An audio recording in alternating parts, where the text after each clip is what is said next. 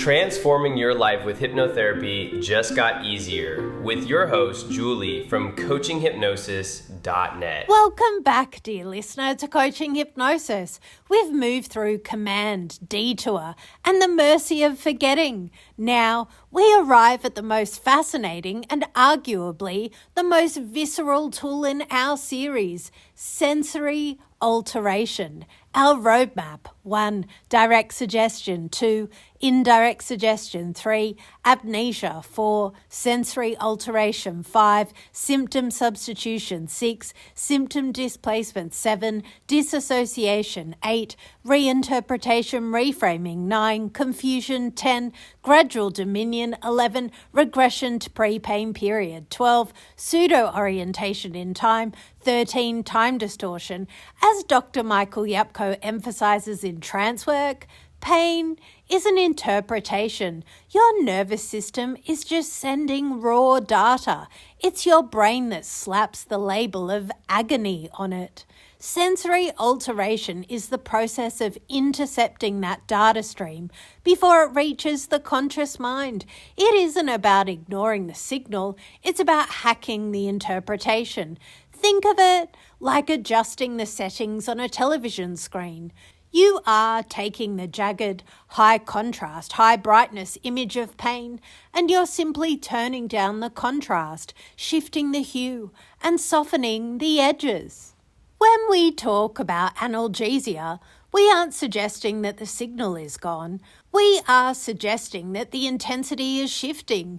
You can guide your brain to perceive a burning, stabbing sensation as dull, throbbing pressure, or even better, as a cool, distant numbness. It sounds like a parlor trick, but in the clinical reality of a hypnotic trance, this is how we remap the nervous system, by shifting your primary representational system, focusing on the temperature, the texture, or the density of the sensation rather than the emotional meaning. You strip away the pain label. You can do this by focusing on the edges of the discomfort.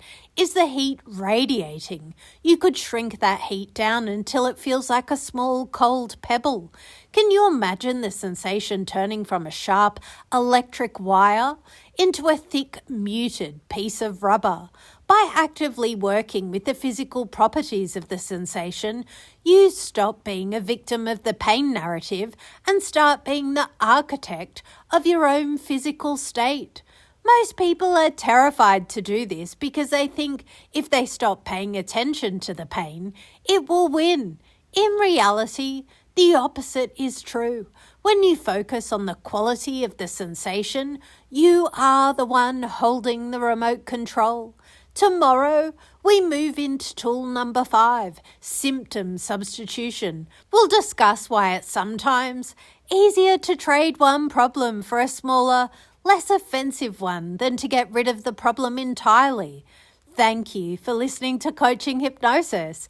As insurance providers pivot away from high-risk pharmaceuticals, there has never been a more critical time to elevate your clinical expertise. Visit CoachingHypnosis.net. Let's see if we can turn that fire into a faint, manageable warmth. Mindfully yours, Julie.